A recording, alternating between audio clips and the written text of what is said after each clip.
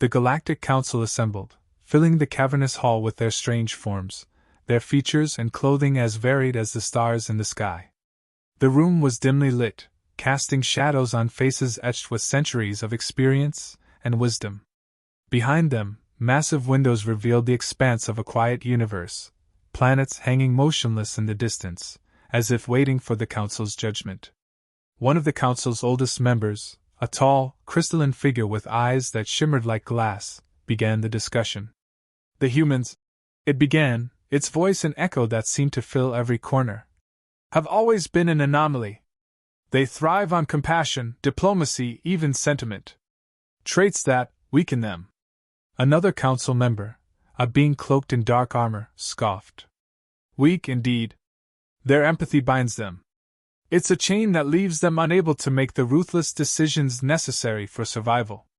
I've observed their kind for centuries, and when they encounter real threats, they balk, retreat to negotiations or plead for peace. Several voices murmured in agreement, some nodding, others clicking in their own languages. It was widely accepted in the galaxy that true strength lay in detachment, in the ability to separate oneself from emotions and connections that clouded judgment. Humanity's insistence on sentiment made them seem lesser, unfit for true conflict. A different alien, its appearance more ethereal and wrapped in silver robes that glimmered faintly in the dim light, spoke up. Consider their history. Wars on their own planet, they may have fought, but at a cost that nearly destroyed them. And now, in the galaxy, they have kept their distance from conflicts. They prefer treaties, alliances, discussions. These are not the actions of a species prepared for the unforgiving nature of war.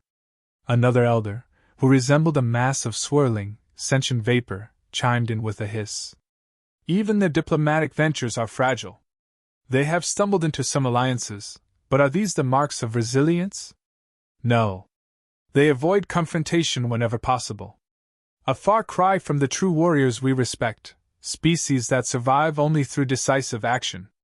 The murmurs grew, and the Council's disdain became evident.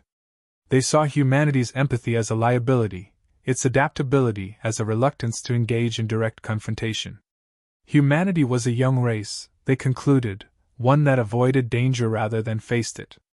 Then, as if on cue, a shimmering blue orb appeared in the middle of the council chamber. It was a message, pulsing faintly, carrying an urgent transmission. A voice spoke, relaying grave news. An empire from the outer reaches, ruthless and efficient in its conquests, had begun an invasion of human territory. Silence fell over the council as the implications sunk in. At last, a scaly, armored being near the front spoke, its tone dismissive. Humans won't withstand this. Their first taste of real galactic conflict, and it will bring them to their knees. The crystalline elder leaned forward, its form refracting the dim light. Indeed. This will be a valuable lesson for them. Perhaps, in time, they'll understand that fear of war is a weakness they can ill afford. Let them experience the weight of it. Let them come to us, begging for aid. There was a grim satisfaction in the room as the decision was made. The council would not intervene. Instead, they would watch and wait, expecting humanity's desperate call for help. To the council, it seemed an inevitable outcome. They believed that, confronted with a real, brutal invasion, the humans would crumble, revealing their fragile core. Let them call for our aid, the crystalline elder intoned solemnly. Humans are afraid of war. They'll crumble without our guidance. When news of the invasion reached Earth, the initial reaction was shock, even fear, but it didn't linger. As if swept by a collective resolve, humans quickly turned that fear into action. Communities mobilized, ordinary citizens trained alongside soldiers, factories shifted to produce defenses instead of goods, and streets once quiet came alive with preparation. Earth's leaders addressed their people with fierce determination. This wasn't a message of desperation, but of courage. Broadcasts echoed across cities, colonies, and stations, reminding people of their resilience and the sacrifices that had built their societies. In a matter of hours, plans were set in motion, not just from military strategists but from civilians, scientists, engineers, and volunteers, all uniting under a single purpose: survival. Within days, humans had devised a layered, unpredictable strategy. Their defense wasn't built around brute force but on adaptability and ingenuity. On the front lines, guerrilla tactics made human forces appear out of nowhere, striking and retreating in ways that disrupted the enemy's rhythm.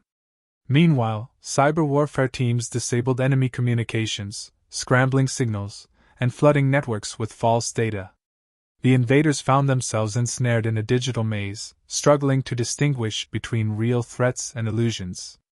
Human forces focused on protecting civilians and critical infrastructure, prioritizing their people's safety over simple victory.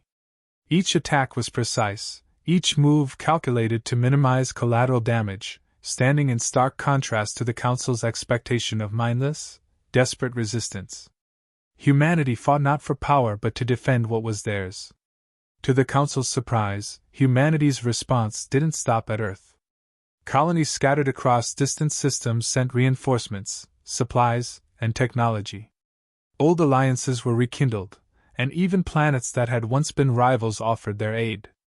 It was an act of solidarity that the Council hadn't anticipated. They'd expected division, perhaps even surrender, but instead saw a unity that only deepened as the battles continued.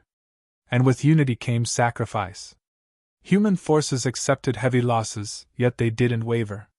They grieved together, standing shoulder to shoulder, bolstered by a shared purpose. The Council, watching from afar, began to feel a creeping sense of unease. These, weak, beings were resilient in ways that defied logic. They weren't afraid to sacrifice, nor did they flinch from pain. Instead, every hardship seemed to strengthen their resolve.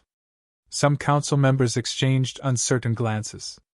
Perhaps, they thought, they had been too quick to dismiss humanity. Empathy, solidarity, and creativity, traits once seen as weaknesses, now appeared as forces of unimaginable strength. Perhaps humans are not as fearful as we believed, one Council member murmured, as humanity held the line against the invaders, unwavering in their determination.